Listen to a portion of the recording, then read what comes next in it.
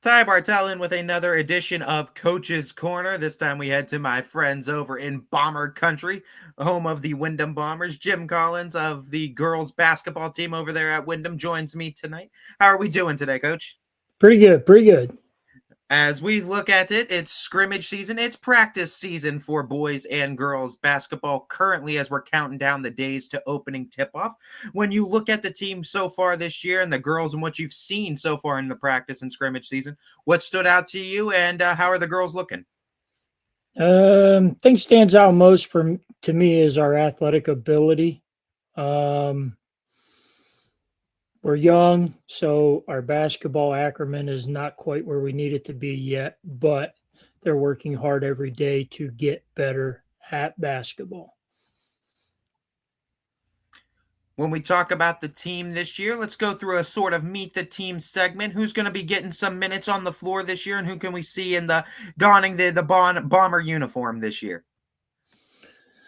So again, young. Starting point guard is Kiera Sanders. Good ball handler, high motor, plays 100 miles an hour all the time. Obviously, as a coach, you love to see that. She's a freshman. My two guard is returning part time starter last year, Mackenzie Blockinger. She again another kid with a high motor, very athletic. We're working currently on developing her jump shot. It's getting better. She's got to take a big step forward. Obviously, for us, we lost a lot of points last year. Graduated last year, so looking forward to seeing her growth both as a player and as a team leader. Another guard is McKenna Jones. She's a freshman. She also is very athletic. That's going to be the theme, by the way. Yeah. We're very athletic. That's not a bad thing, though. No, not at all. She is also learning how to play the game of basketball. It's come pretty easy to her all the way to this point, so she's going to have to learn how to use her body to get her in positions to be, again, basketball acumen. Once they learn the process and how to get to the points, we're going to be in a pretty decent spot. Kiara McCall is going to be another starter. She's a junior, played a lot of JV last year, but her experience on the varsity floor when we got time for her will be helpful to us this year. She again she's not as athletic as the other three, but she's athletic and she has a very nice jump shot. So she's going to be a big help and a big add this year. And then the one holding it all down for us is Brielle Jones. She's a junior. She played a lot of minutes for us last year until she hurt her foot. She's still on the road to recovery, but she's putting in a lot of work. She's going to be our mainstay. You know what I mean? She's going to be the one we lean on. So that in a nutshell is a starting five. And then we got a foreign exchange student. I'm not going to try to pronounce her last name because I'll get it wrong, but her name is Sarah. She's from Italy. She's learning the game. She's athletic. She's going through a little bit of injury right now, but she's battling through it. She'll get a lot of minutes. And Skylar Bailey is our seventh man. I say seventh man, but she could very easily be in the starting lineup next week. She's also a junior, and she's got a very nice jump shot and plays athletic. So, in a nutshell, that's basically what I'm leaning on. I have another little freshman point guard that is in the works. Her development is coming along, but it's not quite where we need it to be just yet. But we'll go 8 deep pretty easily. That's nice to hear too. And you know what? With an athletic team that's also young, like you're saying, what I love the most about those teams is you'll see the growth from game 1 to game 10 to game 20. So when you're talking like short-term goals, like say from now until game 1, and then long-term goals, say from like now until tournament draw, what are some of those short-term and long-term goals for this team this season? Short-term goal is to figure out how to play together. How to work within the group. Would like to see that by call it game 5. I'd like to see it by game 1, but that's not realistic. They've got to figure out how to work together and play together. Long-term goal, team maturity. We're a little immature. We clown around a little too much. And again, we're really young, so it's to be expected. But I'd really like to see our maturity go to the next step by the end of the season. When you talked about this team, I know you said the word athletic a lot. Would you say that's going to be part of that team's identity? And talk about that identity and the strengths you're going to lean on to try to get your wins this year. Yeah, so obviously, we're going to lean heavily on defense. So we are going to our goal is to play pressure man to man, full court, create as many passing turnovers as we can or steals off the dribble as we can, and get out and run. Um, we're pretty good in a half court set. We looked pretty decent in the preview. We had a few too many passing turnovers for any coach's liking, but yeah, I think our identity is going to be pressure the snot out of the ball on defense. That's where we're going to hang our hat. And if our defense is strong, then we'll be in games. I've only been in the Windham community as a broadcaster and as a fan, I guess you can say. I guess what I want to ask is when you talk about the Windham community, it feels like anyone that's a part of it, it has their heartstrings and it has them for life. So when you talk about why Windham, what keeps you coming back to Windham and the Bomber community? What is it? I'm a 92 graduate. Yeah, it's always that what is it about that close-knit community, that village of Wyndham that when you're a part of that school, it feels like it has that gravitational pull to everyone. Right. So obviously I played for the legendary Coach Hill. Um, if you enjoyed basketball and you played for him, you loved basketball. And I just can't get it out of my system. It's funny you mentioned that. My wife and I were just having a conversation the other day. This is year 27 as a head coach for me. Not all in high school. I mean, through the ropes, AAU, youth basketball. And we just had a discussion about when to call it. And I looked her in the face and I said, I still love going to the gym. And the only people I could thank for that, obviously, my uncle was a part of Coach Hill's staff, but Coach Hill, I mean, just the love for ball, and as long as I feel like, obviously loving the game, and I feel like I can contribute and make the girls more successful than from day one, then I'd like to continue it for a while, I think. And you know what I love? I mean, looking at you and what you do with your teams year in and year out, they may not be the most, I guess, successful and best basketball players, but you get the best basketball out of every player that you get to it. I mean, whether they're, like you said, athletic and you get them to learn the sport of basketball, I feel like get that, tap into the potential and you achieve the most out of your players. What's your secret to that? How are you able to connect with high school girls that are of different backgrounds, that have their own problems going on, that are always thinking about maybe different things in their personal life too? How are you able to connect with them and get the most out of them every time? I give them a voice. A lot of coaches, not throwing shade at anybody, but a lot of coaches, it's my way, it's my way, it's my way. Um, my way is conversate. Like if I have a set and you say to me, Coach, what if I do this? I think this might work a little better. Then we're going to look at it. We're going to run her way and we're going to see, does it look better than what I had in mind? And if it works out better than what I have in mind, I give them all credit and we go that route. Um, and when you do that with any one player, the rest of them see that they have a voice. And I have an open door policy. Obviously, we talk about anything they want to talk about.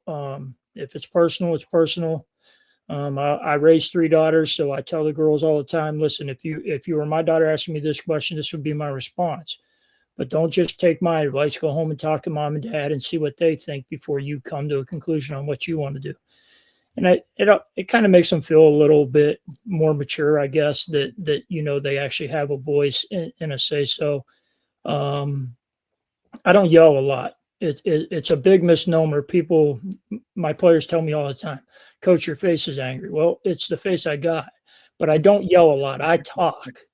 I don't yell at practice. I don't yell during games. I mean, you've been to our games. I do not yell.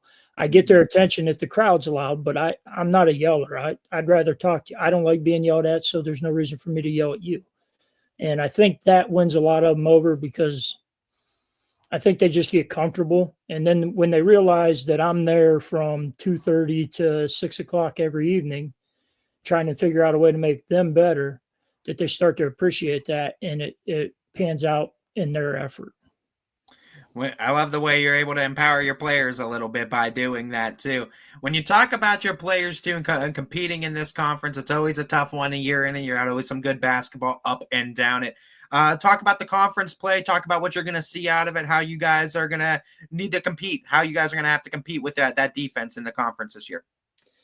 Um, Bristol, obviously, he does a great job up there. His Mhm. kids play hard from buzzer to buzzer. You know, you've seen that. Maplewood's got a couple really nice players. I think they're going to be at the forefront of things. Um, I think the only one returning a lot of experience is Pie Valley. Excuse me. For us to compete, I mean, we have to bring it every night. We have to avoid injury because we only have 9. So we have to avoid injury. But for us to compete, I think we're going to be competitive. Uh, Bottom 2/3 of the league, I think we'll be in that area and we'll be really competitive. The upper echelon going to be a little bit of a tougher night because, like I said, we only have 9 kids and we're only really going to be 8 deep. So finding time to get them some experience will be helpful. And again, it's all about our growth. How quick do we mature? If we mature quicker, then maybe we compete with those better teams just based off of athletic ability and pressure defense. So, I mean, Like if I play it out, I won't tell you the number I have in my mind. I have a number. Every coach has a yeah. number, but I think we can overachieve on the number that I have in my mind. And that's I mean that's got to be a good thing too in your mind too. And you never know with a young team. I mean, like you said, growing. You never know how they're going to grow over the course of a season, and that's always an exciting thing to kind of keep an eye on too. And it's also about how much the girls buy in and how much time they're able to put into it as well. Of course, that we know. Who else is helping you out with this team too? Who is some of the assistants, some other big names in this So girls basketball? Coach Hankins is back for JV coach. Obviously, we don't have a JV team, but Coach Hankins is back as JV coach.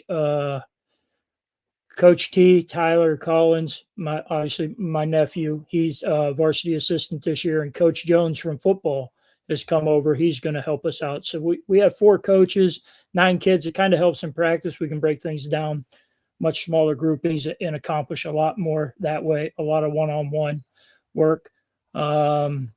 Pretty well-rounded basketball. Coach Hankins knows a lot. I tell him as often as I can. He had the biggest call of the season for us last year. I mean, he made a decision late in the game against Bristol that I didn't see, and he brought it to my attention, and we called it, and it panned out for us. So props to Coach Hankins. I'll say it to anybody that wants to hear it. He made the call of the year last year. When we look at the team going into this year, I'm excited to see it. I'm excited to see you guys out on the hardwood. One of my theme questions, though, for coaches this year has been the lessons the sport has taught you. I mean, you have been a teacher to countless young ladies and countless people in the sport of basketball through, like you said, 27, I think, years of coaching. But I want to know what the biggest lesson the sport of basketball has actually taught you. Uh, don't give up. Just don't give up. Simple It's a as that. game. It's a game. Don't give up. I remind my girls of it every night before we take the floor. Good or bad, don't give up. Stay in the fight. What's an example of that kind of panning out for you too in your career? Um, so I spent a couple years in junior high, and the job came open for the high school job, and I was getting ready to walk away. I was getting ready to call it. I wanted to expand. I wanted to use some of the plays in my playbook that you can't do, and I literally had talked to my wife, and then Coach Ice called me and said, "You need to apply for the varsity job. I got a good feeling about it." And that was a don't give up moment for me. And it's all been a storybook ever since too, since that I don't know point. about storybook. There's a lot more L's in this storybook than I care to Hey man, admit to, but I I've loved every team I've had, and I've loved the fact that the girls work their butts off when we're the underdog 9 times out of 10. So the biggest W is the W that you coach for, and that's the Windham Bombers, man. It got you from graduation all the way to till now. Final question for you, Coach. We high school basketball in both the girls and boys realm always reminds me of Thanksgiving because the tip off is literally right around it, either right before or right after it. So Next with Friday. this, yeah, I want you to shout out your first game. Let the Windham community know why they need to get out there, support the girls this year, but also shout out your favorite Thanksgiving Day dish. Well, you're not gonna like. I don't like turkey. That's fine. We haven't had a lot of turkey, actually. I think stuffing's the leading Yeah. candidate right now. So our first game's next Friday night at Campbell. I think the Windham community will be proud of the effort that the girls put forward. Come out and see them, see how hard they're working. They're getting better every day. And my favorite, man, thanks you, pumpkin pie. I'm Okay, not a a big little dessert. Thanksgiving guy.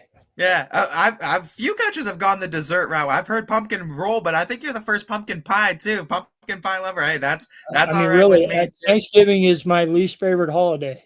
I love being around the family, but the food is. You're I'm not a you're big. not much I don't on the even like food. turkey. You skip for the desserts. You just stick around for the desserts on Thanksgiving Day. So my wife Well, yells Coach at me Bill, and tells me I have to eat real food. you're like you're one of the ones at the toddler table just eating the pumpkin pie with them. There you go. No, Coach Collins, we're excited for you this season. I'm excited to see the girls and how they're going to be able to grow and develop as the season goes along. It's always my favorite part of watching young teams is watch that development. So I'm going to be seeing you out there on the hardwood real. And I'll be out there with that bomber community, seeing what they got to support you with. Yeah, appreciate you. Thanks for your guys' coverage. We appreciate it a bunch. No problem. This has been a first edition of Coach's Corner with the man, Jim Collins from the Windham girls basketball team. Go Bob.